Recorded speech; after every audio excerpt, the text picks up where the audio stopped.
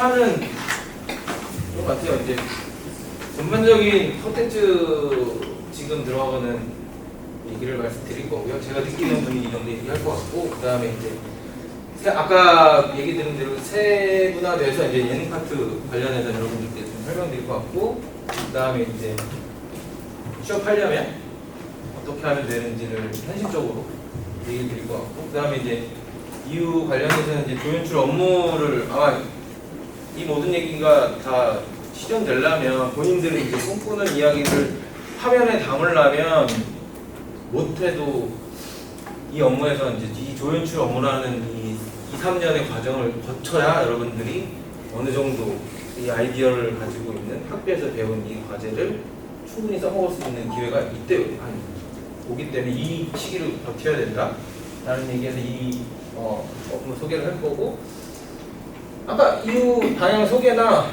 뭐 회사 소개는 뭐 여러분들이 굳이 편의점이 아니어도 이 일을 할 수 있는 일이 너무 많아서 이거는 간단하게 하고 넘어가고, 그 다음에 이제 이 방향 소개를 살짝 궁금한 게 있으면 말씀드리겠습니다. 처음부터 그러면 넘어갈게요. 자, 아까 말씀드렸듯이 이제 지금 여러분들 공중파 방송으로 TV 진짜 안 보시잖아요. 근데 저희도 다 알고 있고 현업하는 사람들도 다 알고 있습니다. 그래서 제일 많이 볼 수 있는 게 요즘 대세라고 해서 제 나름대로 정리한 게 이제 넷플릭스하고 디즈니가 강자죠. 그래서 저희도 넷플릭스를 도전하고 있긴 한데, 아직까지는 넷플릭스가 이제 올해 저희도 기획안을 내갖고 하긴 하는데, 이제 전반적인 설명을 간단하게 이제 들은 얘기를 하면 넷플릭스가 아마 작년에 3가지의 콘텐츠를 냈을 거예요. 그죠? 그 다음에 솔로지옥 2, 그 다음에 테이크원이라는 음악 예능, 그 다음에 피지컬 배틀. 그죠? 넷플릭스를 미디어 콘텐츠 이야기하면서 얘기 안 할 수가 없잖아요. 여러분들한테 말씀드린다고. 그 3가지를 했고, 그들과 이제 미팅하면서 만났을 때 저희도 회사를 알리면서 좀 이제 하려면 넷플릭스를 도전하는 게 맞다라고 생각해서 기획안을 몇 개를 들고 가긴 했는데, 넷플릭스는 올해 8개의 작품이 얘기된다고 합니다. 이제 올해부터는 본격적인 투자가 돼서 유일한 OTT 중에서 사실은 넷플릭스가 아마 제일 예능, 드라마, 모든 콘텐츠, 한국 콘텐츠에 투자를 굉장히 많이 하고 있는 현 시점. 아마 기사로도 많이 들으셔서 아실 거고, 디즈니가 강자라고는 하지만 디즈니는 사실은 조금 약해요. 그러니까 여러분들도 마찬가지 디즈니 OTT를 갖고 이렇게 깔아놓고 보실 수도 있긴 한데, 솔직히 디즈니는 제가 듣기로는 여기서 간단히 말씀드리면 이제 하이브랑 계약을 해서 하이브의 모든 디즈니의 이 자금들을 하이브에 넣어서 하이브와 이 하이브에 있는 그 아티스트들 있죠? BTS 금액이 되게 크겠죠? BTS부터 해갖고 모든 이 예능 그 리얼리티 같은 거를 여기서 틀겠다.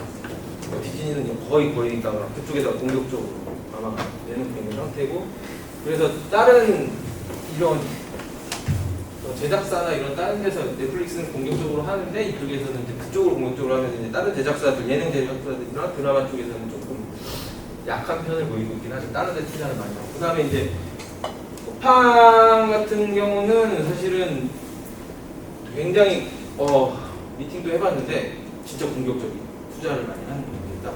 자기네들은 예산이 있으면 SNL에다가 더 투자를 하겠다. SNL이 지금 편당 제작비가 꽤나 대충 알기로 5억에서 7, 8억까지 올라가는 한 편당 예능인데, 그래서 뭐냐, 배우를 섭외하잖아요. 배우를 큰 돈 주고 섭외를 하는 거죠. 그런 공격적인 투자를 하고, 예를 들어 이제 영화 한산 이런 거 같은 경우는 이미 전작에서 흥행이 됐기 때문에 두 번째 흥행 요소가 있을 거다라고 해서 공격적으로 독점, 극장에서 내리면 우리 쿠팡에서만 볼 수 있어요. 독점을 하는 경우가 많이 있고, 그 다음에 특히 이 스포츠 경기들 있죠. 지금 토트넘하고 작년에 많이 했던 이 경기들을 협찬 1절 안 받고 쿠팡이 진행하는 겁니다. 본인들의 티켓이나 부가 수익 정도 이게 채널 독점하면서 되게 공격적인 투자를 하면서 약간의 이제 잔잔한 이제 예능을 하게 되는 그런 의지는 있긴 한데 사실은 오히려 그렇게 뭐 하냐면 예능한 뭐라 솔로 지역 같은 거를 이제 또 한다고 하면은 이제 그러기에는 자기네들은 뭐 그 잔잔한 돈 예능은 안 쓰겠다 정도로 이제 그런 목표를 들은 바가 있어서 하고 티빙과 웨이브는 사실은 되게 뭐 한승연애가 있긴 한데 여기는 이제 공중파 3사들이 합쳐서 하고 있는 거 웨이브를 운영하고 있긴 하죠. 근데 이제 이건 CJ에서 하고 있는 거고 그러긴 한데 이들의 세계 약간의 이들이 강자가 아직까지 될 수 없다는 건 제 분석에서는 이들은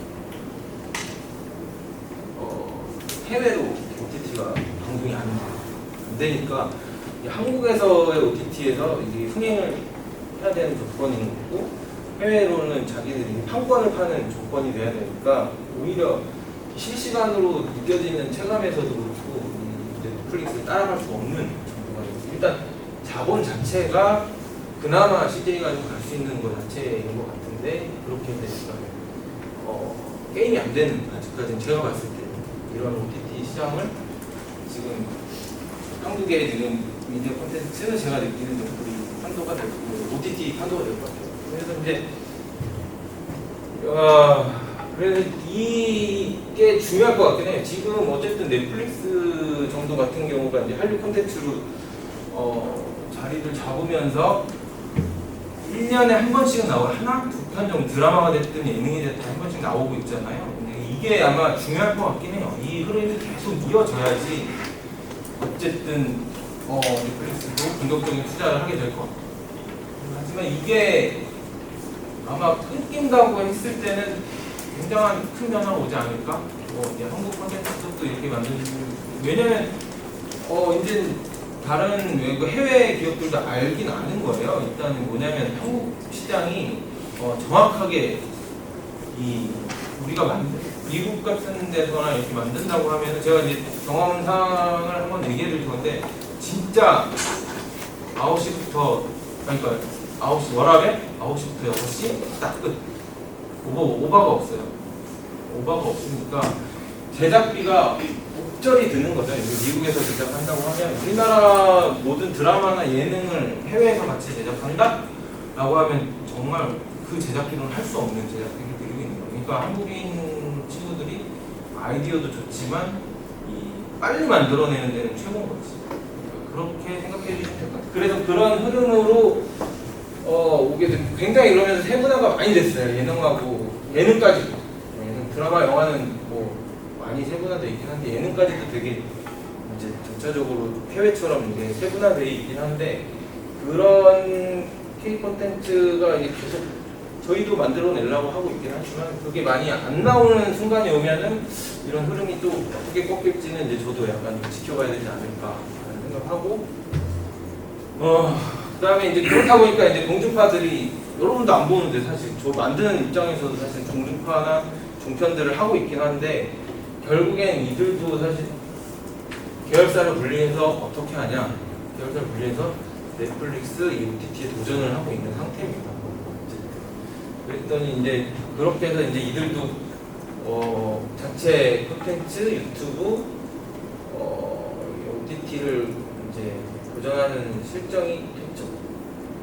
저희 입장에서는 이제 같은 제작사가 힘 있는 공중파나 이런 제작사가 많이 늘어나는 입장이 되는 상황. 그래서 그들과 저희는 좀 싸워야 되는. 저희도 마찬가지로 싸우고 좀 협업도 하고 말은 뭐 싸운다고 하지만 게임이 안 되는 싸움들을 좀 하고 있긴 하죠. 그게 제일 빨리 시작해서 빨리 준비를 하고 있고 지금 도전하고 있는 회사가 이제 JTBC. 아마 JTBC에서 자회사로 만들어진 그분들이 아마 솔로 지역을 하고 있는 1, 2, 다음에 3까지 잡고 있는 이제 그분들이 될 것 같아요. 그렇게 해서 뭐 이렇게 이제 흐름은 계속 가고 있고요. 그 다음에 제일 이제 이것들을 무너뜨릴 수 있는 게 이제 엔터사들이 케이팝 콘텐츠를 만들고 있는 거예요. 일단 아까 말씀드렸듯이 지금 하이브하고 JYP는 지금 현지 아이돌을 협업해서 만들고 있는 상황이긴 해요. 그거에 중에서 아까 말씀드렸듯이 저가 니지 프로젝트를 하고 있는 3년 전부터 해서 이제 현지 아이돌을 만들고 있는 상황이긴 한 거죠. 그래서 이제 이런 엔터들 회사들은 그 아이돌 이 컨텐츠를 갖고 있기 때문에 오히려 이런 채널들보다는 해외로 다 뻗어나갈 수 있는 게 엔터들이 되게 강자들이긴 하죠. 지금 상황에서 상사가 있긴 하지만 하이도 JYP, YG, SM까지 이제 친다고 하면 그 외에 지금 스타쉽이나 이런 데가 본인들 자체적으로 이제 이런 저희 같은 제작사한테 의뢰도 많이 오고 그다음에 저희한테는 또 도움이 될 수 있긴 하겠지만 그럼 저희 같은 제작사를 사는 거죠. 사서 아예 앉혀놓게 되는 그런 제의도 조금씩은 갖고 있는 상황이긴 합니다. 근데 간단하게 말씀드리면 이게 왜 강자가 되냐면 저는 이제 이 현업에 뛰어봤잖아요. 그래서 여러분들한테 간단하게 이게 짧을 수 있겠지만 한번 설명드릴 수 있는 게 K-POP 스타를 한 2년도 있긴 하지만 진영이 형, 박진영 PD가 일본에서 오디션을 하고 싶다. 일본에 오디션을 하고 싶은데 일본 아이돌을 현지 아이돌로만 뽑고 싶다. 라고 해서 DD 프로젝트를 그게 될까요? 라고 했는데 그걸 시작을 한 거죠. 근데 이제 그게 채널이 그럼 어디가 되냐? 니온TV가 됐어요. 니온TV랑 그 니온TV가 갖고 있는 OTT가 있는데 후루라는 OTT가 있어요.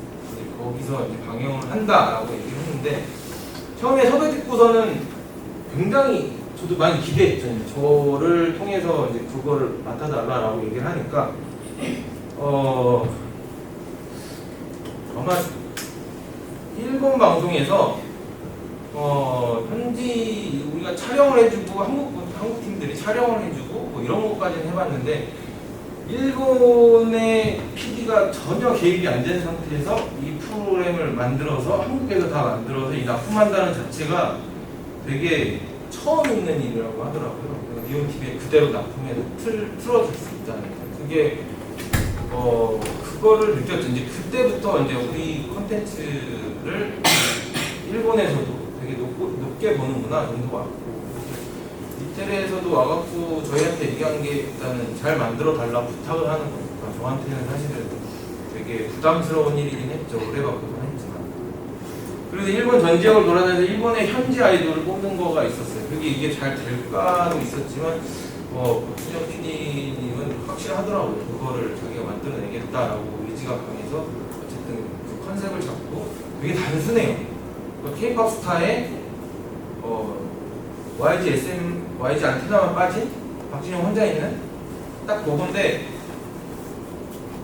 한국 사람 지금도 그렇잖아요. 여러분들 박진영 PD가 만약에 심사위원회 앉아있으면 싱크홀드 때도 느꼈는데 앉아있으면 똑같은 리액션, 똑같은 저것도 식상하게 또 얘기하네 라고 하잖아요. 근데 이제 막상 만드는 입장에서는 되게 좋아요. 이 박진영 PD가 되게 예리하게 보고 자기 주관이 뚜렷해서 재밌게 만들 수 있었어요. K-POP도 마찬가지고 박진영 PD는 말씀 3명 다 좋긴 했지만 그 캐릭터 잡는 데는 박진영 PD가 없으면 안 되는 캐릭터긴 했죠. 근데 이제 그분들이 이거를 그리고 이제 혼자 할 수 있겠느냐 진영이 형이 박진영 PD님이 혼자 할 수 있겠느냐라고 걱정을 하긴 했는데 그거는 저한테 큰 약간의 걱정을 안 해도 되는 상황이 됐고 일본에서 정확하게 통했어요. 물론 작가와 저와 진영 PD님이 뭐였냐면 이 프로젝트를 시작할 때 일본인 사람들이 트와이스는 알지만 박진영 PD님을 모르잖아요. 그죠? 그런데 이제 1, 2회에 박진영 PD님의 장점을 무조건 부각시켜야 되겠다라는 작전을 가지고 이 프로젝트를 시작하게 됐었죠. 근데 그때는 시즌 1을 했고 시즌 2를 하면서 또 한 가지 에피소드로 이제 리텔에서 저희를 이 방송을 틀겠다는데 저희는 그렇잖아요. 그러니까 예를 들어 SBS에서 방송을 딱 1시간 풀로 하고 그죠? 그 다음에 짜집기로 해갖고 유튜브에 나가거나 짤로 나가게 되잖아요. 근데 리텔에서 제안하는 건 자기네가 아침 방송에 심지어 9시간에 9시 이거를 15분짜리에서 자기네들이 틀고 후루 방송에 OTT에 풀로 틀겠다. 전혀 이해가 안 갔어요. 전혀 한국 콘텐츠를 이렇게 트는 거하고는 전혀 이 반대로 얘기하길래 되게 미심쩍었거든요. 이게 될까? 라는 의심까지도 했었는데 진짜 그리고 심지어 아침 방송 토요일날 주말 예능이 금요일날 밤 토요일 주말 뭐 7시 일본도 그런 피크타임 있긴 하거든요. 그때 안 틀고 그냥 아침 방송에 틀겠다는 거죠. 되게 황당했어. 근데 그 아침 방송 스킬이라는 방송이 엄청난 이 조회수가 우리나라랑 다르더라고요. 그러니까 한 시청률이 지금도 한 7, 8%가 나오는 아침 방송이 그렇게 되면서 코로나가 터지기 시작하면서 그들의 방송이 이게 맞물리는 거지. 맞물리면서 이게 그 니지 프로젝트라는 게 일본에서 붐이 되면서 박진영 씨가 완전히 왜 우리나라 사람들한테 지겨울 수 있잖아요. 경력, 성실, 인내 뭐 이런 게 있잖아요. 그 기본 그 요구하는 JYP에서 요구하는 그거를 저희도 중점적으로 살려서 이걸 만들었더니 터지기 시작하면서 결과적으로는 그 친구들이 데뷔 7명이 일본 현지인이 데뷔를 하면서 7명이 만들어지면서 9명이죠. 9명이 만들어지면서 이들이 일본에서 정확하게 제 기억으로 3년 전에 6월 달에 프로그램이 끝났는데 그 아침 방송에는 매번 그거를 걔네들을 그 후일담을 찍기 시작했고 걔네들이 그 타이틀곡으로 타이틀송으로 춤을 추는 게 거의 우리나라 아시겠지 모르겠지만 텔미 수준의 모든 국민들이 그 춤을 추고 있는 연령대 상관없이 그러고 있는 그렇게 시작됐으면서 그들이 9월에 싱글 앨범을 냈고 9월에 데뷔하자마자 일본에 있는 오리콘 차트 1등을 하면서 홍백가입전 최단기간 일본 아이돌 홍백가입전에 나가면서 지금은 독보적인 거의 트와이스 다음으로 독보적인 그 그룹이 돼갖고 지금은 거의 일본에서 사랑을 받고 있긴 하죠. 그런데 그 일을 했을 때 참 뿌듯하긴 했어요. 그렇게 해서 일본에서 대박이 났구나 라는 거에서 이 컨텐츠를 그래서 이 JYP가 주가도 많이 올랐죠. 그런 일을 많이 했고 그 다음에 이제 그렇게 했더니 이제 하이브에서 또 이렇게 통해서 연락이 오기 시작한 거죠. N-오디션이라는 걸 하게 됐다가 이제 뭐 그건 사실상 저희가 이 JYP 관계도 있고 이게 있더라고요. 그러니까 저희가 JYP를 하니까 통해서 그 물어서 저희한테 일이 왔는데 하이브 너무 하고 싶긴 했죠. 근데 하고 싶다는 이게 나름 이제 또 이 바닥에 의리가 있는 거라 같은 경쟁사다 보니까 똑같은 프로젝트를 똑같이 해야 되는 이러다 보니까 저희 입장에서는 둘 다 하면 좋겠는데 했지만 못하게 되는 상황이 좀 생기긴 했었고 그 다음에 지금은 현재 A2K라는 JYP 하고 같이 하는 A2K라는 프로젝트를 같이 하고 있고 그 다음에 이제 이집트 프로젝트 남자 버전 시즌2를 지금은 현재 달리고 있는 상황이긴 하죠. 그러니까 이거에서 많이 간단하게 예를 들자면 A2K는 이제 이거는 아까 말씀드린 디지 프로젝트는 소니하고 JYP가 합작을 한 거고 그 다음에 이제 A2K는 JYP와 유니버셜 리퍼블릭이라는 유니버셜 레코드사와 합작을 해서 미국 현지 아이돌을 만드는 작업을 하고 있는 거죠. 근데 사실 이 일본 현지 아이돌을 했을 때 JYP 주가도 진짜 많이 올랐고 지금 아마 검색하시면 알겠지만 A2K라고 프로젝트를 지금 하고 있는 검색해 보시면 아마 지금 현재 JYP 주가를 그렇게까지 많이 올린 게 그 A2K라고 얘기가 나오고 있긴 해요. 그러니까 왜냐면 이제 일본과 미국의 시장은 워낙 한도가 다르기 때문에 그걸 맡은 그 똑같았어요. 그 A2K를 저희한테 의뢰를 받았을 때도 미국에서도 관심을 한 거지. 여러분 잘 생각해 보시면 정확하게 그런 거예요. 그러니까 예를 들어 상식적으로 생각하면 그쪽을 무시하는 거 아니면 태국에서 프로그램이 잘 됐는데 태국에 있는 PD 하나가 이 프로그램 만들어서 PD 하나가 한국에 와갖고 뭐 SBS나 KBS에 틀겠대. 자기가 만들어갖고 틀겠대. 그럼 이게 SBS에서 받아들일까요? 이거는? 안 받아들이겠죠. 그죠? 근데 저도 그렇게 생각했어요. 이거를 제가 한다고 유니버셜에서 받아들일까요? 되게 반신반의했어요. 근데 그거를 박정 PD님은 만드시더라고요. 이렇게 해갖고 무조건 한국인들이 해야 된다. 이거는 우리 팀이 해야 된다라고 해서 만들고 있는 게 지금 A2K이긴 합니다. 그런 식으로 이제 간단하게 말씀드리면 그런 식으로 하면서 이 엔터들이 뻗어 나가는 게 일단 이제 현지화 아이들은 우리 한국 친구들을 가지고 우리가 살짝 기대해서 A2K 같이 처음에는 이게 남자 버전이었거든요. 남자 버전이었을 때 예를 들어 모르겠어요. 이게 이제 간단하게 예를 들면 저스틴 비버 한 5명의 남자 아이돌이 K-pop 춤을 추고 있다 라고 하면 흥행을 할까 말까, 흥행이 될까 말까 라는 생각을 간단하게 하긴 했는데, 그때는 제 생각은 이제 할 수 있겠구나, 이것도 진짜 괜찮은 이야기구나 라고 해서 만들고 있는 중인데 근데 이제 그건 이제 결과를 나중에 이제 봐야겠죠. 이게 이제 정말, 왜냐면 일본 아이들 만들 때도 지금도 여러분 지금 잠깐 제가 만약에 뭐 이제 제 얘기를 좀 들었다고 하면은 어떻게 생각할지 모르겠어요. 이게 문제가 됐던 건 일단 일본 아이돌이죠. JYP가 가리키는 일본 아이돌. 근데 이게 소니와 합작하는 거예요. 그랬을 때 이게 일본 K-팝의 이 문화를 유출을 하는 거냐, 일본으로. 그죠? 아니면 지금 하고 있는 건 JYP가 하고 있기 때문에 이건 수출이다 라고 생각하실 거냐 는 그런 공방이 많이 있더라고요. 팬들 사이에서, JYP 팬들 사이에서도 있었고, 뭐 이제 칼럼니스트나 이런 사람들이 그런 했었죠. 여러분들은 또 어떻게 생각하시는지 모르겠지만 사실. 근데 저는 제가 만드는 입장에서는 솔직히 그렇게 뻗어나가는 것 자체가 일단 한류를 더 알리는 거 아닌가. 왜냐면 엔터의 지분을 훨씬 더 많이 갖고 있는 사람들이 있으니까. 그래서 되게 그걸 따라하는 게 이제 심지어 하이브긴 하죠. JYP가 그 DD 성공을 시켰으니 하이브도 이제 그렇게 해보고 싶다라고 해서 하고 있는 거긴 한 거죠. 그래서 이렇게 돼서 이제 만약에 이런 것들이 계속 성공하고 이렇게 계속 또 이렇게 뻗어 나간다고 하면은 아마 이런 콘텐츠 흐름 같은 경우에서는 이제 엔터들이 더 이제 힘을 더 갖게 되지 않을까? 이걸 말씀드린 것 중에 하나는 제가 아마 해외를 이제 K-팝 하면서 해외를 많이 다니잖아요. 그리고 이제 이렇게 본다고 하면은 우리나라는 이제 제작사가 힘이 많이 없어요. 제작사가 힘이 많이 없고 이 채널사들이 힘을 많이 갖고 있죠.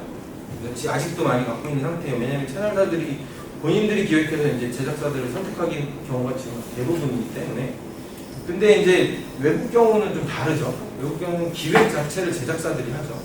제작사들이 워너브라더스나 폭스나 이런 데가 자기들이 자체 워낙 힘이 세니까 연예인 섭외하고 아티스트 섭외하고 그러면서 자기들이 기획하고 자기들이 투자 유치하고 그리고 난 다음에 채널사를 선택해요.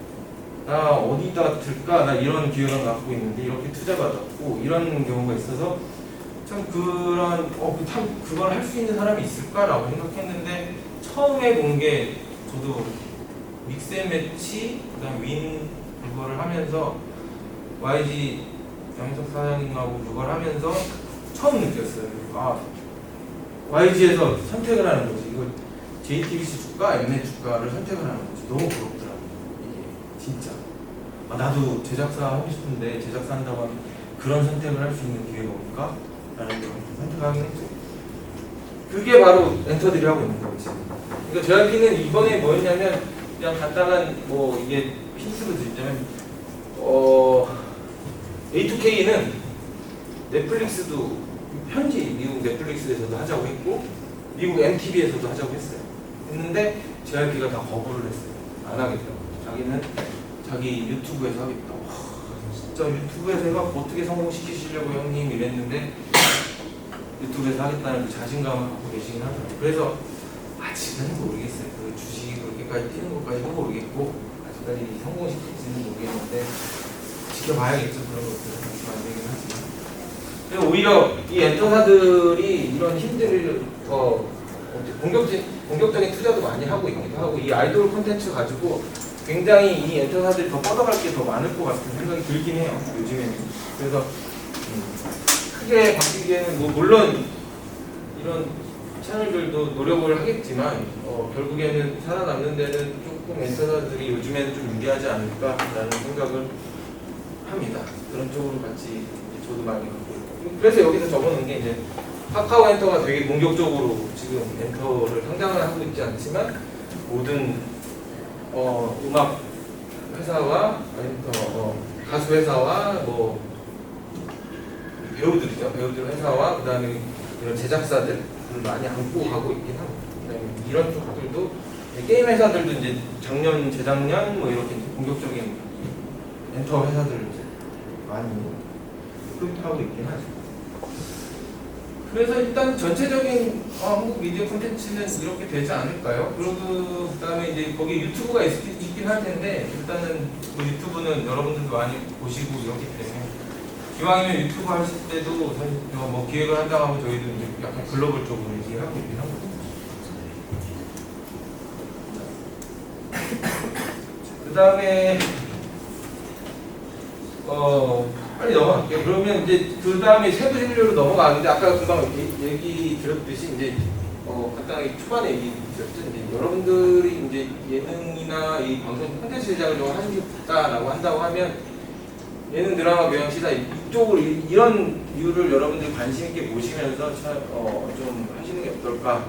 먼저 이제 본인이 좋아하는 이 선택을 먼저 하는 게, 분야를 선택하는 게 유리하지 않을까라고 생각을 합니다. 그리고 진짜 보시면 다 힘들겠지만 제일 힘든 거는 예능, 드라마, 교양이 제일 힘들 거고요. 나머지 이 시사 뉴스 보도나 뭐 유튜브나 이거 이렇게 이제 딱 같은 방송이죠.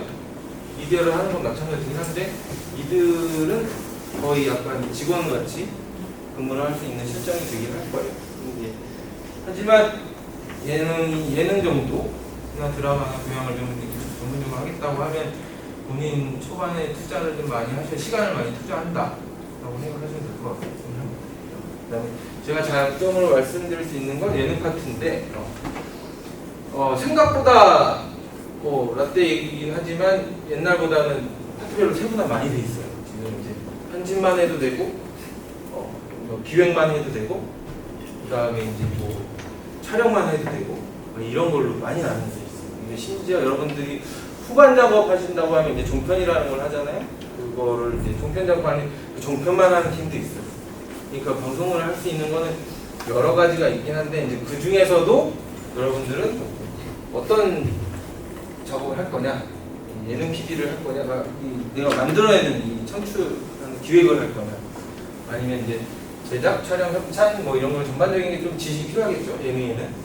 하지만 이런 쪽으로 좀 하겠다라고 하면은 사실은 여기 협찬 홍보까지는 좀 더 세분화되어 있긴 하니까 신경 쓰는 정도까지만 하는 거지, 여기 이 기획 촬영을 하겠다라고 하면 예능 PD는 한번 도전해 볼 만하지 않을까라는 생각을 합니다. 근데 이제 저도 그랬어요. 저도 똑같아요. 지금도 얘기지만 1년 프로그램이 바뀌면서 또 준비하고 또 준비하고 또 준비하면서 매번 1년마다 고민해요. 내가 이거 왜 하고 있지? 왜 하고 있지? 라고 고민하고 있어요. 근데 한 가지예요, 한 가지. 재밌어요. 재밌으니까 그거 재미 가지고 또 다시 힘을 얻고 또 다시 힘을 얻고, 진짜 항상 그 20년이 넘어가면서 항상 그런 고민을 매년 했던 것 같긴 해요. 이 일을 하면서. 근데 한 가지는 말씀드리고 싶어요. 그러니까 무슨 직장을 해서 어떤 직장을 하던 간에 사실은 힘든 일은 항상 있다고 생각해요. 그러니까 예를 들어 뭐 대기업에 갔던 간에 어디 갔던 간에 사실은 이 일이 즐거울 때가 있긴 하지만 그냥 힘들 때 분명히 없지 않겠어요? 사람 때문에 힘들든 누구 때문에 힘들든. 그렇기 때문에 그 힘든 부분은 사실은 그 한 가지로 이제 왜 있잖아요. 예능 같은 경우 저희는 이제 할 수 있는 힘이 마지막에 테스트 프로를 때 내 이름 한번 올라가는 게, 내가 이 분야에 내가 참여하고 있구나라고 증명이 되는 게 저희한테 큰 보람이긴 하죠. 사실은 이제 단점은 있어요. 예능을 하면서 단점은 드라마나 영화처럼 그렇게 기록되진 않아요. 그러니까 크게 남아있지 않아요. 그러니까 큰 대작을 진짜 유명한 거를 하기 전에는 사실은 아까도 그런 거 말했어요. 제가 K-POP 스타가 없었다면 제 이력에 뭔가 여러분들한테 얘기 드릴 때 뭔가 없었을 것 같아요. 사실은. 근데 예능은 뭐 영화나 드라마는 이름이 알려지잖아요. 이 프로그램 하면은 그 시상식도 많고. 하지만 예능은 정말 여러분들이 지금 유튜브를 보시듯이 3분, 5분 짧게 흘러가고 그냥 묵묵 넘어가는 게 다긴 해요. 머릿속에 그걸 누가 만들었대? 이 기억되는 게 없긴 하죠. 하지만 그 보람인 거예요. 그 순간 보고 여러분들이 웃었다라고 하면 그거에 만족하는 거죠. 사실 그렇게 해서 이 예능을 하고 있는 것 같긴 합니다. 그래서 여러분들이 이제 학과에 여기서 뭐 도움이 될 만한 정도를 적긴 했는데 그렇긴 해요. 이게 이제 다양하게 좀 학교에서 배울 수 있는 역할이 적성에 맞는지 아까 얘기했던 건 똑같이 그 다음에 이제 사실은 이런 쪽으로 인턴십을 나가서 한 3개월 배워보는 게 좋긴 하죠. 그 다음에 이제 경시대회하고 경력하고 이런 거가 있긴 했을 때 이때 유리하긴 합니다. 사실 한다고 하면. 근데 그 단점이 있어요. 그거를 했다고 포함되긴 하지만 그걸 바로 여러분들이 이 만들었던 실력을 바로 막 표현할 수는 없긴 한 거죠. 현실에 와서는 아까 얘기했듯이 조연출 업무를 해야 되고 또 거기서 또 이제 쌓아가는 게 있어야 되긴 합니다. 그다음에 이제 다양한 프로그램을 많이 보는 것이 중요하죠. 그 다음에 거기에 대해서 이제 분석하기도 하고 여러분 나름대로 이제 좀 해보신다고 하면 뭐 많이 공부하겠죠. 여기서도 그렇게 이제 이런 흐름하고 구성 뭐 이렇게 나 같으면 이렇게 편집해 볼 텐데 저렇게 편집해 볼 텐데를 생각해 보시면 그 다음에 이제 이게 왜 재밌는지가 중요한 것 같긴 해요. 왜 이게 대중들한테 통하는지 왜 내가 이걸 보고 웃고 있는지 내가 이거 왜 좋아하는지가 이런 걸 빨리 파악하고 여러분들이 빨리 그거를 이제 내가 실전에서 사용할 수 있을 정도의 그 실력이 된다고 하면 언제든지 저희 이 방송 분야에서 인정받지 않을까 싶긴 합니다. 그 다음에 제일 기본적인 건 어쨌든 저희가 하는 편집이잖아요. 기본적으로 PD들은 편집을 해야 되니까 편집을 한다고 하면 편집을 어떤 거를 파일을 어떤 걸 써야 되는지를 이제 프로젝트 만드는 데를 어떤 걸 해야 되는지 프로그램 사용인데 사실은 이렇게 적어놓긴 했어요. SBS하고 채널A는 프리미어를 사용하고 있고 그 다음에 이제 TV조선하고 KBS 팝콘 사용하는데 대부분 지금 TV조선 빼고는 다들 프리미어로 바뀌고 있는 실정이긴 해요. 그래서 저희 제작사도 프리미어로 바꿔놓고 조금 있긴 하는데 아마 이 다양한 것들이 있는데 프리미어를 많이 쓰시는 게 좋지 않을까. 프리미어를 배워놓으시는 게 제일 좋지 않을까라고 생각합니다. 근데 한 가지 다 쓰면 거의 한 일주일 만에 다른 것들 다 배우시더라고요. 그러니까 키나 이런 거 다 똑같기 때문에 기본 툴은 똑같기 때문에 금방 배울 것 같은데 이 애프터 이펙트를 배우시는 분들이 계시다라고 하면 이거를 좀 배우겠다라고 하면은 사실은 예능 PD가 이 애프터 이펙트를 쓸 일은 거의 없어요. 그러니까 이거는 이제 종편실이나 이런 데서 쓰는 거니까 그렇게 쓰시면 될 것 같고요. 그래서 특히 애프터 이펙트는 많이 안 배우셔도 되지 않을까라는 그냥 기본 취미로 여러 다양한 거를 해본다고 하면은 배우셔도 된다 정도. 그건 되겠고 이제 조연출 업무를 간단하게 소개시켜드린다면 그다음에 막상 이제 취업을 했을 때 얘기했죠. 취업을 했을 때 프로그램별 업무 파악이 제일 이렇게 적어놨는데 결과적으로 눈치가 빠른 친구가 빨리 자리를 잡더라고요. 그러니까 그건 것 같아요. 아무리 설명을 해줘도 프로그램별 왜냐면 이제 가다 보면 이제 배울 게 순간 예를 들어 제작팀 한다고 하면 작가가 괜찮은 좀 많은 프로그램 같은 작가가 한 12명, PD들이 17명, 18명 정도가 되는 수준이거든요. 그럼 이제 제작팀만 해도 30명이 되는 거예요. 그럼 거기에서 막상 조연출 업무를 막내로 갔을 때는 이 모든 인물 파악을 30명은 이 스타일을 다 알기도 힘들고 그다음에 내가 뭘 해야 될지도 이제 그 자리에서 배워야 될지도 아마 그 모든 사람들 상대하긴 해야 되니까 사실은 그런 업무 파악을 빨리 하는 게 중요하긴 하고 무섭진 않아요. 일단 다 하면 하는 거죠 사실. 근데 이제 보면은 회의 때 스케줄 정리하고 소품 준비하고 막상 처음에 가면 그렇게 된다는 거고 그 다음에 이제 아마 지금 학교에서는 배우시는 분들이 바로 실전에서 실습을 하시는 분들은 똑같긴 할 건데 그 서열이 없긴 할 거긴 하죠. 근데 지금 이제 이때 되면 이제 서열이 생기면 조연출 업무부터 서열이 생기면서 이런 선배 윗기수들이 이제 준비할 이제 편집이나 촬영을 할 수 있게 준비해주는 업무를 하게 될 겁니다. 근데 이런 게 중요하긴 하죠. 사실은 기본적으로 해줘야 되는 일들이 있긴 하니까. 그러면 막상 뭐 이건 기본적으로 있는 보조 업무를 하고, 그 다음에 이제 후반 작업을 하는 종편 및 작업 정리하고. 그러니까 지금 보시면 사실은 한 이 정도까지는 조연출들이 하고 있고, 또 이 파트가 나눠져 있기도 해요. 이 파트가 또 나눠져 있기도 해서 세분화된 거죠. 요즘에 나눠져 있기도 해서 근데 이거를 그러니까 뭐 조연출 업무들을 하긴 하는데 그래도 알고 있어야 조연출들도 이 업무를 알고 있어야 본인들도 이들 그러니까 예를 들어 이제 이게 하청업체까지는 아닌데 이게 외주를 줘요. 또 이거 외주를 주는 팀이 있어요. 그러니까 이거를 관리하려면 조연출들도 이 업무를 알아야 된다라는 거 정도. 그래야지 이제 설명해 줄 수 있으니까. 그리고 이거 제일 조연출들 업무 중에 그러니까 여러분들 실력을 빨리 볼 수 있는 만약에 예능 PD로 온다 빨리 볼 수 있는 게 예고 하이라이트예요. 예고 하이라이트를 어떻게 센스 있게 만들어내느냐 그리고 그 프로그램적으로 포인트를 어떻게 잘 잡아서 그렇게 좀 만들어 주느냐 가지고 조연출에서 PD 보공을 좀 빨리 하느냐 뭐 이런 게 달려 있긴 하죠. 예고 업무를 하는 게 제일 조연출들이 그 예고나 하이라이트 잘하는 친구들이 연출도 잘하고 촬영도 잘하고 그렇더라고요. 보통 그렇더라고요. 그 다음에 보통 업무는 거의 1, 2년간 정도 진행되고요. 그거에 따라서 공식은 달라지고 그 다음에 이제 메인 팀장과 메인 PD가 되려면 못해도 이 15년 정도는 경력이 10년 이상의 경력이 있어야 본인이 이제 팀장 역할을 하면서 전체 PD들과 작가들을 아우르는 그런 프로그램 기획적으로 했을 때에 본인 프로그램을 할 수 있는 정도가 되긴 합니다. 오래 걸리죠. 근데 이제 또 달라요. 이게 예능 PD여서 그렇지 유튜브나 이런 쪽은 또 달라요. 다르고 뭐 빨리 더 이보다 시기가 더 좁죠.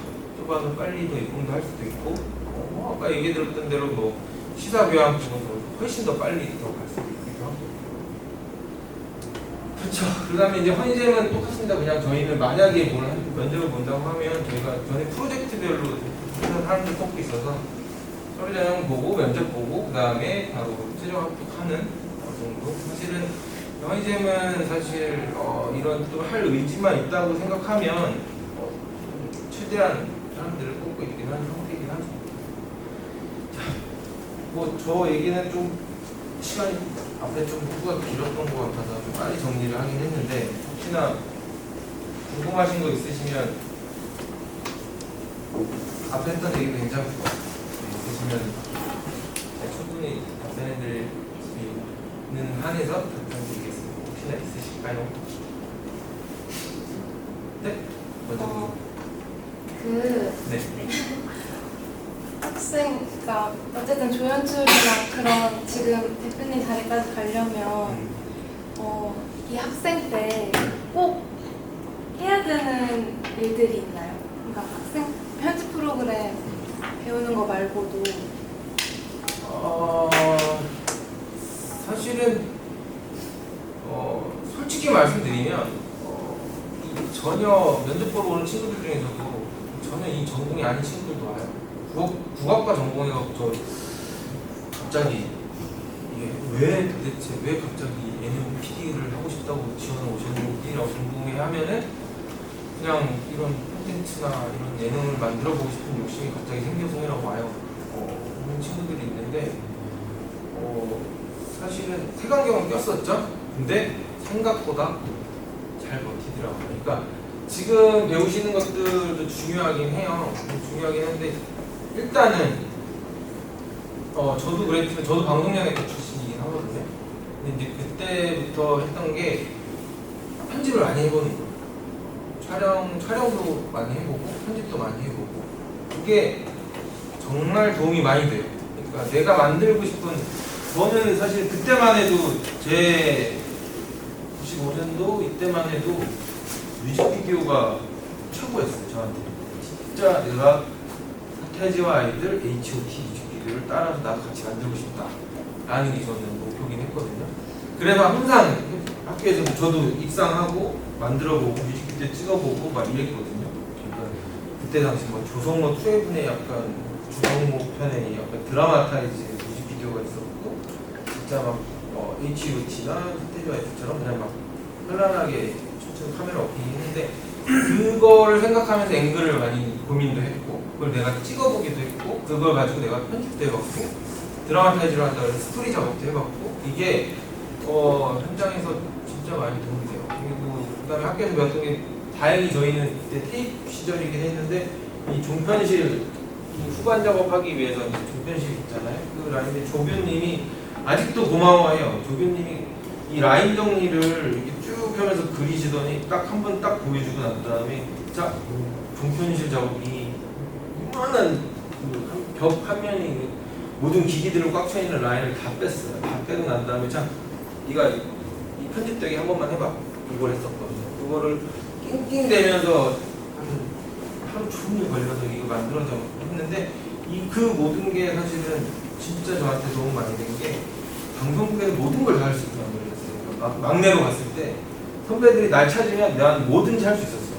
그게 뭘 갖다 달라고 하면 다 이해를 했고 뭘 하자고 하면 그게 정말 도움이 됐거든요. 그럼 지금은 사실은 예를 들어 그런 것 같아요. 그러니까 어쨌든 파일을 편집하고 이 변환하는 코덱이나 변환하는 지금 상황에서는 변환하는 툴 뭐 이런 것들 그다음에 편집기 뭐 이런 것들을 능숙하게 다룰 수만 있다면 언제든지 솔직히 선배들이 이렇게 말하는 이쁜 후배가 좋아하는 후배가 될 수 있긴 하는 거죠. 혹시나 궁금한 거 있으세요? 예능 제작에서 가장 어려운 점은 뭐라고 생각하시나요? 예능 제작에서 예능 제작에서 가장 어려운 거는 시청률이에요. 미쳐버리겠어요. 지금 아까 말씀드렸죠. 저희가 하고 있는 거기서 만나라는 프로그램 지금 치시면 알겠지만 0.4, 0.8 이렇게 나와요. 잘 될 줄 알아요. 사실은 강호동 있고 김호영 있고 하면 잘 될 줄 알아요. 시청자들 볼 줄 알아요. 근데 그 시간대가 워낙 또 전쟁터기도 하고 뭐 이러다 보니까 여러분들도 와보시는 것도 알고 사실 우리 만들어야 되는 입장이기 때문에 근데 지치지 않고 계속 잘 만드는 건 재밌게 하고 뭐 0.4가 나왔든 0.8이 나왔든 무슨 상관이야 사실은 그죠? 나는 이걸 재밌게 만들고 있어 정도가 되게 하면 되는 거죠. 그리고 그렇게 있다 보면 나의 실력은 늘게 될 거고 어느 순간 내가 하고 싶은 프로그램이 또 나타날 거고 그랬을 때에 한방 보여줄 수 있는 이 다양한 콘텐츠를 만들어 봤다는 이 한방이 또 만들어지지 않을까요? 이게 저희가 그래서 저희 직원들이 좋아하는 것 중에 하나가 저희는 다양한 예능을 하고 있다는 게 저희 장점이긴 해요. 저희가 이제 예를 들어 저희 회사 프로필 가서 보시면 알겠지만 뭐 블랙핑크를 데리고 유튜브 리얼리티도 해봤고 뭐 이런 식으로 지금도 또 이제 YG가 없고 베이비몬스터라는 친구들이 있거든요. 나올 건데 그 친구들 가지고 유튜브를 할 수 있게 그 제작소를 하게 되고 준비를 하게 되고 뭐 이러다 보니까 이제 한 번은 아이돌 프로그램도 해봤다가 한 번은 이렇게 자기들이 하고 싶지 않지만 이렇게 구성적인 거, 이 재미적인 거 이걸 할 수 있게 만든 기회를 직원들한테 줄 수 있고 직원들이 이제 물론 하고 싶다 안 하고 싶다 이런 걸 하긴 하지만 시청률을 안 나오더라도 버텨주는 거.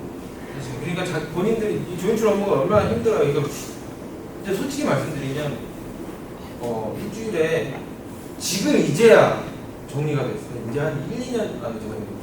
하루 정도, 이틀 정도 쉬게 하는 게 이제 정리가 됐어요. 그러니까 이런 특히 외주 제작사 입장에서도 그런 게 정리가 돼서 이제 친구들이 그걸 인식하고 있어요.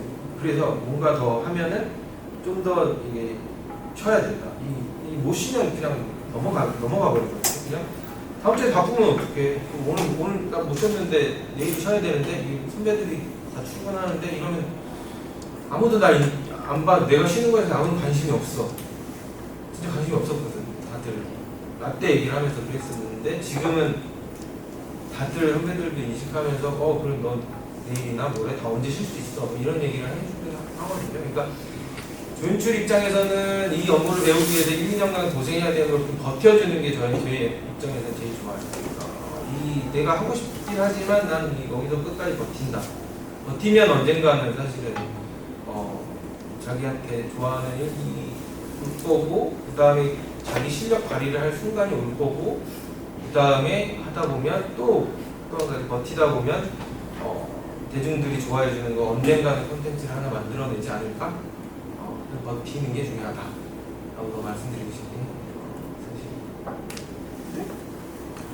다른 일 마찬가지 아닐까요? 사실은 다른 일 충분히 친구들한테 얘기하긴 하는데 이게 또 질문이 있을까요? 처음에 입사를 방송국으로 하셨는지 외주로 시작하셨나요? 아 좋아요. 조연출부터 시작했어요. FD를 시작했어요. 방송에 호기심 천국이라고 여러분 모르시죠? 2000년대에 시작했던 호기심 천국 FD를 시작했어요. FD를 시작해서 바로바로 이렇게 지나가면서 1년차 때 입고할 때, 아니, 그러니까 이게 꼭지를 맡아서 제가 이제 촬영을 시작했어요. 그렇게 하면서 회사도 한번 촬영해봤고, 다른 제작사도 한번 들어가봤고, 다시 또 프리랜서를 하기도 했고, 그러다가 이제 K-팝스타라는 걸 만나서 팀을 운영해봤고, 팀 운영하다 보니까 네 사람들이 생겼고, 그래서 이제 환경의 길을 하고 있는 상황이에요. 저도 막내부터 시작했어요. 본사로 시작 안 했어요. 근데 뭐 장단점이 있겠죠. 장단점이 있는데 사실은 훨씬 더 좋다고 생각해요. 왜냐면 예전하고 다르게 요즘 이런 제작사들이 있다면 저희는 SBS PD면 SBS 것만 해야 되잖아요. 그죠? 근데 저는 그렇지 않아요. 저는 아까 말씀드린 TV조선도 하고 종편 채널도 하고 TVN도 하고 다 할 수 있어요. 다 만나고 있어요. 지금 넷플릭스도 만나고 저희가 기획해서 또 갈 수도 있고. 그래서 저는 오히려 지금 상황은 제가 좀 더 좋지 않나 라는 생각을 하고 있습니다. 그래서 저희는 지금 아실 수도 있겠지만 뭐 비보 은희 누나 성은이 씨랑 이제 같이 협업해서 같이 프로젝트도 준비하고 있기도 하고요. 그 정도 좋아요. 부들부들 시작해서 힘들긴 합니다. 또 질문 있으시나요? 오디션 프로그램 때 궁금한데 뭔가 오디션 특정 참가자에 있어서 서사를 강조하는 그런 식의 편집이나 아니면 모든 참가자를 좀 공평하게 다루는 이런 비록 나뉘잖아요. 대표님은 어떤 식의 편집을 주로 하시는지 궁금하고 그 오디션 프로그램에서 뭔가 가장 중요하게 가져가야 할 점이 무엇이라고 생각하시는지. 공동성이긴 하죠. 공동성이긴 한데 솔직히 말씀드릴까요? 솔직히 오디션 프로 하면서 K-팝스타 때 제가 맡은 친구, 전 K-팝스타 처음에 제가 제안 나오고 시작할 때 여러분 아실지 모르겠지만 슈스케가 있었고 미탄이 있었어요. 근데 K-팝스타를 한다고 이제 같이 하재 나한테. 근데 메인 PD한테 이제 끝물 아닐까요? 오디션이 잘 될까요? 이거 아무리 상사가 붙어도 이건 힘들 것 같은데요? 라고 얘기를 했어요. 근데 진짜 뻥 아니고 그 시즌 1, 1회, 2회, 3회 방송하면서 처음 느꼈어요. 진짜 전화가 방송이 끝나면 한 번도 그런 적이 없었거든요. 제가 방송을 그때가 한 10년차 지나서 이걸 했을 텐데 맨날 전화하면은 그래 친척들 하면 너 무슨 프로 한다고? 저 이경규 아저씨가 나오는 어디 프로그램 몇 시에 하는 이 시간대 이거 방송을 하고 있어요? 그래 한번 챙겨볼게 이거였거든요. 이때는 K-팝스타 했을 때는 전화가 불이 났어요. 전화가 불이 나서 방송이 5시 반에 시작했는데 7, 8시 되면은 전화가 한 40분, 50분이 왔어요. 친척부터 하고 친구, 뭔 친척 야 그거 녹화장 어떻게 가야 되니? 어디서 봐야 되니? 이런 얘기를 했는데 사실은 이건 뒤로 생 얘기인데 사실은 근데 1회부터 3회까지 제가 편집한 친구들이 한 명도 안 나왔어요. 1회부터 3회까지. 근데 내가 심지어 PD들도 있고 내부 PD들도 있고 저희는 이제 외주 PD들 한 15명이 있는데 이제 후배 친구들 15명인데 각자 맡은 사람이 있잖아요. 악동민 시즌 만들고 박지민 만들고 다 했는데 내가 만들어서 하면 시사 때 뻥 터져. 재밌대. 근데 방송이 안 나와. 왜?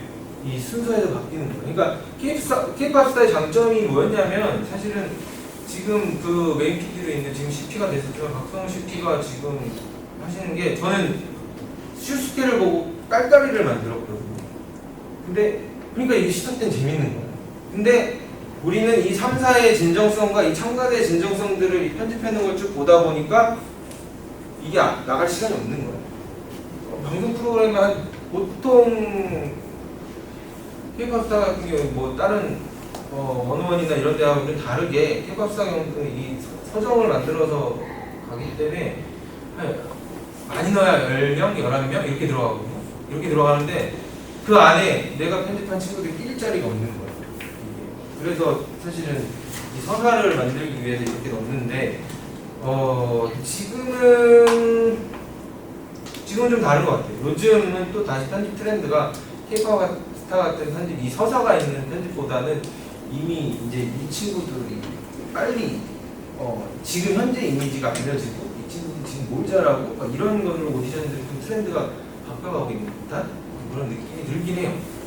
그래서 뭐 오디션 프로그램 중에서 좀 중요하게 생각한다 보니까 이제 이 친구들 참가자를 만들어야 돼서 물론 진정성이 필요하긴 하죠. 진정성이 필요하긴 한데 그리고 이제 채널에서 할 때는 이제 그 진정성과 이 프로그램에서 뽑기의 의도와 이런 게 좀 잘 감지게 만들어지는 게 중요하긴 한데 아까 말씀드렸듯이 JYP나 이쪽 카카오네트 IST에서 하는 오디션도 한번 해봤고 이제 엔터에서 하는 오디션들 있잖아요. 엔터에서 하는 오디션들은 사실은 정해져 있어. 이 뽑고 싶은 사람이 이 심사에서 10명, 이 참가자가 10명이면 한 이 뽑고 싶은 사람은 정해져 있는 사람은 한 7명 있고 이 3명을 간보는 거 정도?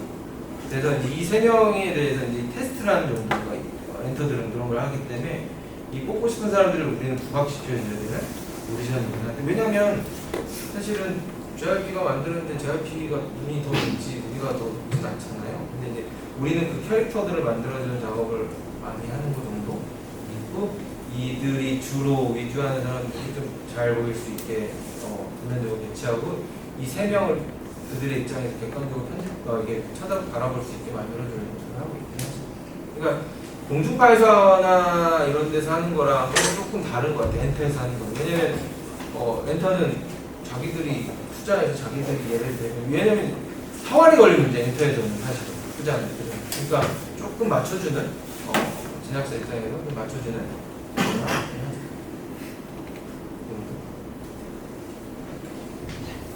이게 꽤나 길어지긴 했는데 또 있어요? 궁금한 거? 약간 외주 기획사 입사할 때 무대하는 조건이 있나요? 인턴인가요? 우대 조건이요? 네. 없어요.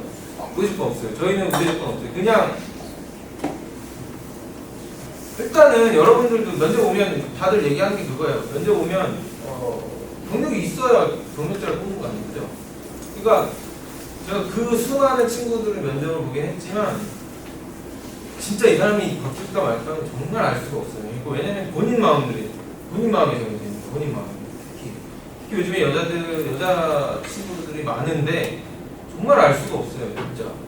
열심히 하겠습니다. 저 전공도 이거 했고요. 정말 제 앞에서는 진짜 얘기해서 오케이 알겠습니다. 내일부터 하시죠 라고 해서 내일부터 꼭 나올 수 있습니다 했지만 막상 안 나올 때도 있고 아예 안 나올 때도 있고 한 3일 버티고서는 연락 안 될 때도 있어요.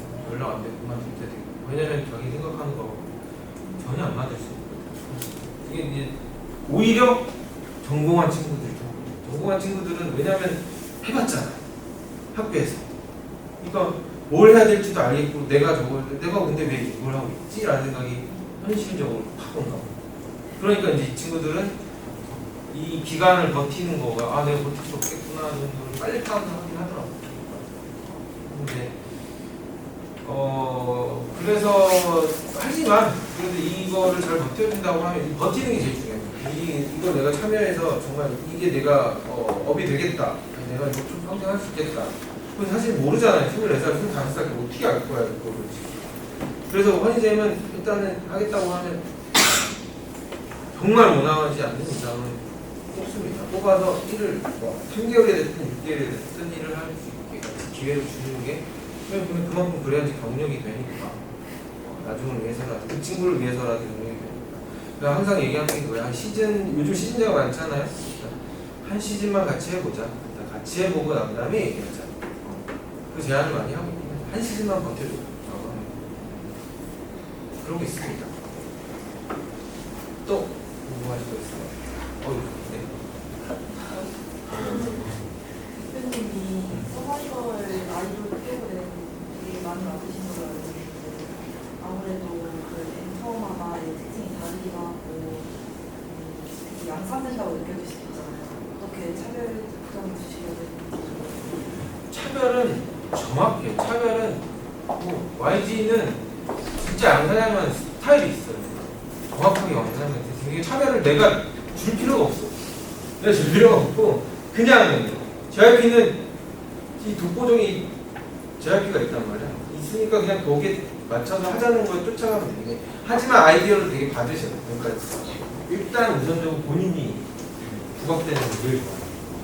일단 본인이 부각. 심지어 이 니지하고서는 그 얘기까지 들었어요. 니지하고서는 JYP가 유명해진 거야. 일본에서. 그러니까 JYP가 유명해져서 기업에서 초청해갖고 기업이 뭐라 그래야 돼? 이 마인드, 근면 성실 이거를 되게 강의를 하는 그 제안도 많이 왔다고 하더라고요. 심지어 JYP가 그래서 그거 하고 니지하고 책도 냈어요. 일본어 책도 냈어요. 근데 JYP는 자기를 먼저 띄우는 거예요. 왜냐면 자기도 아티스트니까 띄워야 되는 게 문제가 있고 양 사장님은 어쨌든 지금 뭐 안주기이긴 하죠. 안주기이긴 한데 양 사장님은 사실은 절대자예요. 절대자.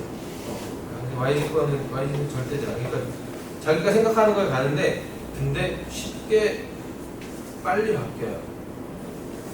아이디어가 빨리 바뀌는데 근데 이 바뀐 아이디어가 안 좋은 게 아니더라고요. 그러니까 결과적으로는 이제 이거 베이비몬스터 리얼리티가 아마 이 뽑는데 2년 걸렸습니다.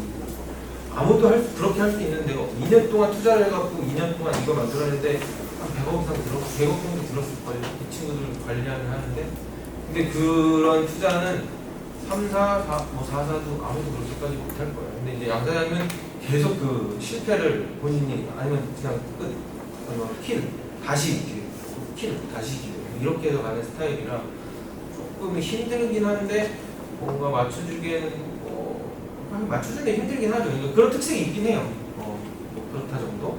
그리고 이제 IST나 카카오 엔터나 이제 IST 엔터 거를 했는데 그쪽은 사실은 오히려 우리한테 더 의지하는 상황. 빨리 뭐 어떤 컨셉을 어떻게 할까요? 약간 뭐 빨리 해주세요. 약간 이 정도 그런 아이디어를 좀 더 달라는. 그래서 되게 오히려 수월하게 하는데 오히려 더 어려워. 디오리지. 그게 오히려 더 어려웠어요. 근데 학폭도 있었고 친구가 그래서 내가 꽂힌 친구였거든. 근데 그게 그러니까 저는 아까 전 TMI지만 제가 오디션 프로그램 진짜 많이 했지만 제가 픽을 하면 다 떨어졌어요. 그래서 직원들이 절대 대표님 픽은 안 하겠다고 막 이거 하게 있었고 시즌 1이 이승훈이었고 그때 제 픽이 이승훈이었고 뭐 이런 거 있어요. 그러니까 그런 게 있어서 저한테 또 안 하는 징크스 그런 게 있어요. 동화 친구라고 잘생겨갖고 얘 배우까지 할 수 있겠다. 얘 무조건 밉시다. 이제 학폭 얘기가 있어서 제가 얘 좀 빼주세요. 근데 얘 잘생기고 인기 많은데 가시죠라고 해서 밀었다가 아이스에서 학폭 때문에 도저히 안 되겠습니다. 이거 데뷔 시켜놓고서도 멤버 발표해놓고서도 좀 뺐던 끝까지 안 될 건 내 징크스가 가는구나. 끝까지 느꼈다. 그러니까 다 특색은 있어요. 맞춰가는 오디션들은 진짜 사실은 K-POP 스타가 꿈물이라고 생각을 했지만 지금도 이렇게까지 하고 있는 거 보면 우리 회사의 장점이 있구나 라는 생각이 있긴 해요. 좋아하는 일을 직업으로 해놨을 때 일단 방송 쪽은 밤낮도 없고 일단 뛰어들면 가장 아래에서부터 시작해서 올라가야 돼서 그 자기를 보여줄 수 있는 기회도 없고 힘낼 수도 없는데 그 현실에 대한 회의감 같은 건 없어요. 아까 말씀드렸듯이 매년 와요. 매년 이 회의감이 이 일을 하면서 내가 왜 이러고 있지? 약간 이게 와요. 그리고 여러 가지 올 현타는 진짜 많이 사람 때문에도 오고 이것 때문에도 오고. 그러니까 솔직히 일을 시작하면서 아무도 몰라줘요. 아무도 몰라주는데 딱 하나 그 바로 윗선배가 너 진짜 고생하고 있구나 정도를 인정해주는 게 그게 좋은 거야. 사실 나를 너 진짜 이 일을 열심히 하는데 너 왜 이렇게 열심히 해? 요즘 제가 이렇게 얘기할 때도 있거든요. 그럼 이 재밌잖아요 라고 해주면 너무 이쁘긴 하죠. 그 친구가. 근데 그리고 대신에 이거를 많이, 왜냐면 저도 이 버틴 이유 중에 하나가 재밌기도 하죠. 재밌기도 한데 이거를 털어놔야 돼요. 누군가한테 친구가 됐던 이 힘듦을 털어놔야 돼요. 그러니까 부모님이 되면 되게 걱정하실 거지. 그러니까 부모님도 부모님이지만 친구가 됐든 선배가 됐든 사실은 다 이 업종을 같이 하고 있는, 아니면 그 바로 윗선배가 됐던 이 자기가 이 선배들하고 이 얘기를 터놓는 순간은 되게 후련해지긴 해요. 그리고 그 선배의 조언이 굉장히 도움이 돼요. 도움이 되니까 제발 그 지금도 친구들한테 얘기하고 있는 것 중에 하나가, 이 일을 하면서 힘들 때는 항상 이 터놔라. 이 힘듦이 사람 때문에 스트레스가 되면 출근하기가 싫거든요. 다음날 이렇게 눕고 나면 출근하기, 저도 그럴 때가 있었으니까. 내일 가면 그 사람도 보기 싫고, 진짜 내일 나가서 뭐 하게 돼서 내일 또 나가서 끝도 없는 또 작업을 해야 되고, 이게 너무 싫었거든요.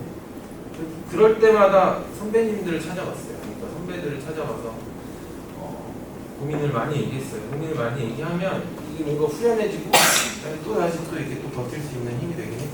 그러니까 그랬을 때 이제 내가 그 얘기를 해야지. 그 윗선배가 됐던 그 윗선배가 됐던 간에 이 스케줄 쪽으로 정리해주던 본인이 이 스트레스를 조금 더 커버해줄 수 있는 역할을 할 수 있으니까 대화를 좀 많이 선배들하고 어렵지만 해보는 게 좋지 않나, 이 업종을 선택했을 때.